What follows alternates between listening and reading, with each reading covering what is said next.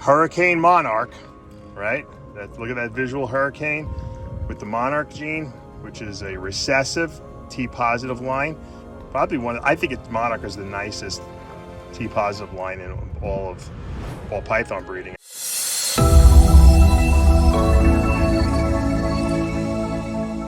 What's up, snake fans? Dave Palumbo here for Muscle Serpents Daily, and what is today? Today is a Wednesday, and on Wednesdays we usually feed. We took off today.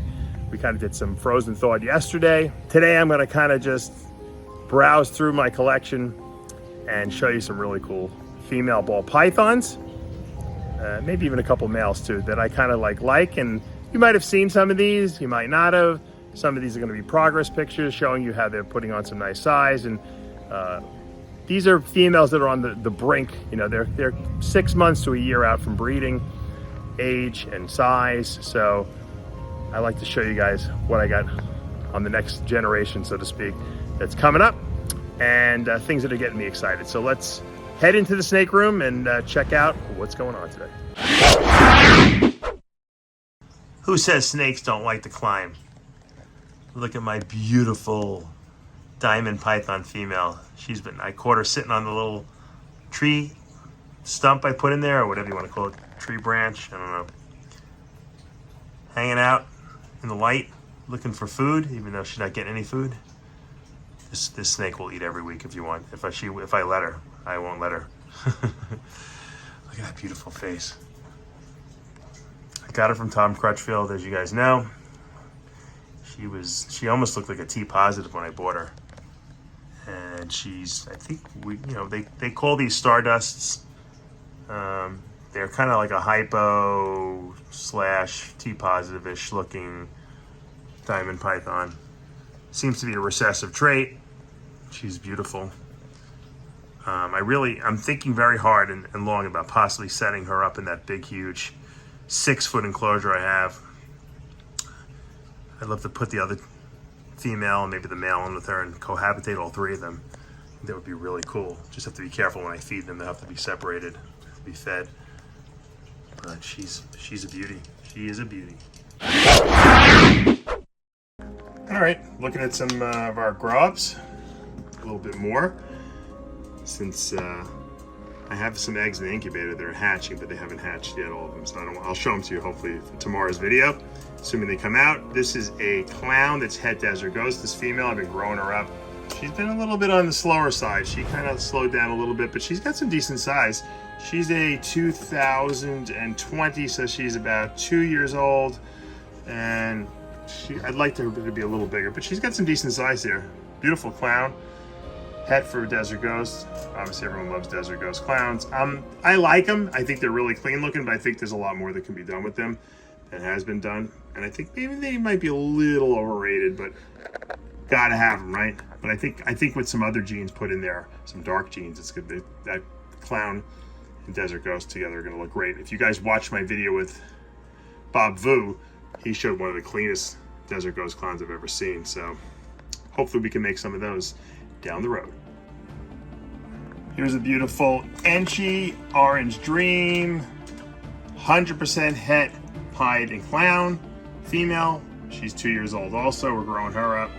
So obviously that pied clown project is one of my favorites, you know, because I love those two genes. We all do. But one of the things, and I've said this before, is if you create clown pieds that have too much white, you can't even tell that they're clowns. So Enchi is very important. So I have produced this past year, I did exactly what I wanted to produce. I produced an Enchi clown pied male, and he'll be held back, and he's going to be one of the guys that's going to be breeding to some of these girls like this, so that we can get Enchi Orange Dream or Super Enchi Orange Dream clown pieds, and that's the goal down the road. So this girl's future breeder. She's not going to breed this season. Probably have to wait till next year. She's a little bit on the smaller side, but hey, gotta have your females, you gotta grow them up. Here's a beautiful black pastel pied female that we're growing up here as well. She's a 21, and she's almost as big as the 20, so she's got some good size in her. She's been eating really well. She almost looks like a high patterned panda pied, but you can see those striping on her dorsal end. She's not panda pied. Her head is not completely black, but she's a very, very high expression black pastel pied. So I held her back just because, once again, if you line breed things and you pick the best of the best, you're going to produce better quality animals in the future. So that's my quest and goal, is to produce really, really high-end panda pieds. All right, here's our beautiful, beautiful black pastel banana hypo clown. So we got the double recessive, the hypo with the clown, black pastel and banana. When this boy was born, he was like off the charts. And, you know, as he's gotten older, the banana has faded a little bit, but not much. We got some speckles in there, you know, which is what happens, you know, with bananas. And he's ready to breed now, which is really good. So I've been putting him in with the female. He's might be a little on the small side, but he's producing sperm plugs. There's a little head sticking out there. He is just, his genetic toolkit, as I like to say, is above and beyond probably anything that I've produced clown-wise. So he's got some great stuff. Banana, black pastel, and clown and hypo work so well together. Oh my God. So I can't wait to breed him. Hopefully produce some even crazier stuff down the road. And we'll see if he pulls off his first time assignment this year. All right, here's our brother, or his brother, I should say.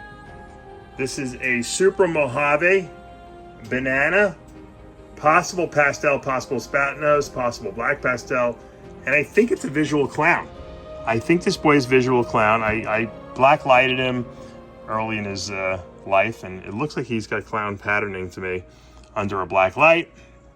Once again, the Super Mojave gene is a blue-eyed leucistic, and in my travels, blue-eyed leucistic clowns tend to have dark eyes.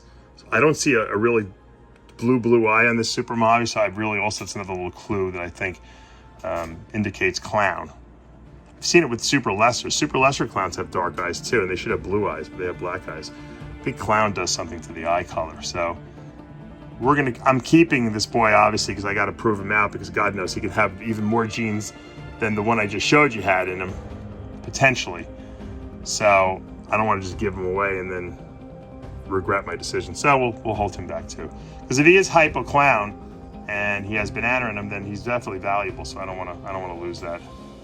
And, you know, it's not worth it at this point. So hold him back, and I'll show you the sister we're holding back too. All right, here's the sister. So of course she's in shed because I wanted to show her to you.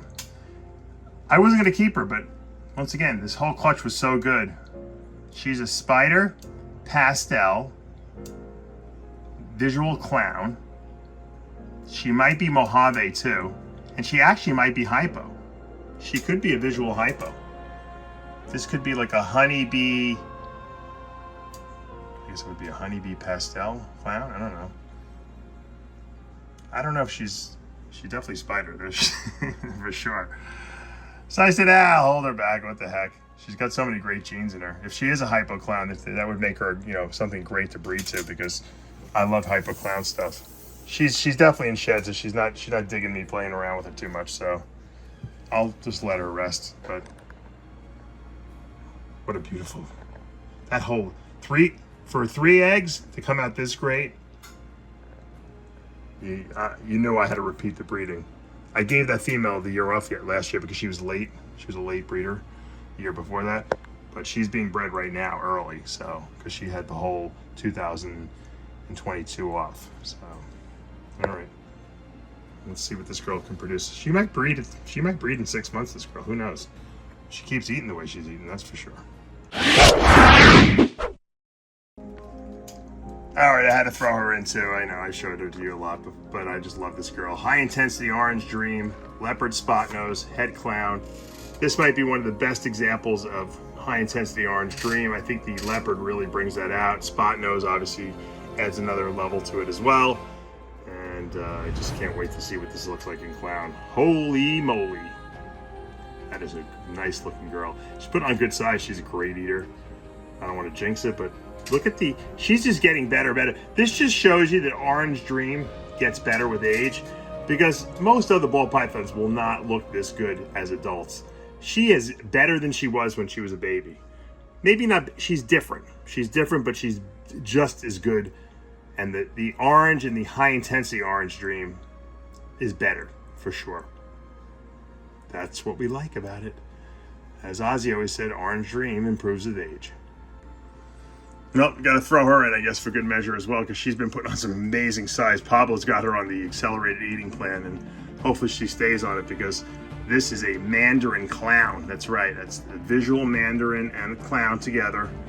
And she's putting size on. She's not going to breed this year, obviously. She's only 21, but hopefully maybe next year, if she continues eating at the pace she's eating, we might actually be breeding her next season. This time. She's looking great. Look at that. Wow. Can you imagine what a super Mandarin clown or a super Mandarin banana clown would look like? Whew. Only dream. How about a little freeway head ultra male female action here? Also in shed, of course, because I'm filming her. So this is the yellow belly plus asphalt gene that gives you this freeway. This acts like super form, because those two genes line up on the same allele and they create a synergism between themselves, and they produce this crazy looking snake. And then we also, this female is also het ultra male. Can you imagine what this, I don't even know what this would look like. It already looks ultra male to me. It's already got the browns and that ultra male look to it. It's either gonna look amazing or it's gonna look the same or not that much better. That's what happens. You got to try things out and just pray for the best. That's the way it works in snake breeding. Sometimes you're a hero. Sometimes you're you don't even want to tell anyone what you produced. That's just the way it goes, though. Oh, this she's gonna breed this year for sure. I bet if I quizzed you guys, I bet you guys would come up with the right answer. This is a visual pied, as you can see. What do you think else is in there? What would make such a low white pied? Come on, guys. If you've been watching my videos, you'll know that the answer is Enchi. That's right. She's Enchi, yellow belly, orange stream pied. She's 66% het hypo and 50% het albino. We don't care about the albino, but the hypo would be nice. Breed a nice visual hypo pied to this girl. Produce some really cool stuff. All right. I held her back from 2020. She's looking good. She's 2 years old, and we might actually get some breeding action from her toward the end of the year. Here's her sister, Mojave Leopard, possible blade het clown female. This is not her sister. This is a different clutch. I thought it was her sister, but it's not. So this is Mojave Leopard, blade, possible blade. Het clown. So, nice little female. She's also 2 years old. All right, I showed you a really nice high intensity orange dream clown before, female, or het clown that we're growing up. This is a high intensity orange dream pastel fire visual clown male. The only problem with him is I picked him up from someone and he's eaten one meal since I've gotten him. He actually bred successfully for me this year, but zero eating potential here. I don't know what the problem is. I don't know why he doesn't want to eat. He's a terrible, terrible eater. So I stopped breeding him. I'm giving him off. I'm letting him rest. And sometimes, if you start breeding, these snakes don't want to eat. So I figure let him know breeding is done for now, at least for a couple months. And hopefully he'll pick up his appetite again.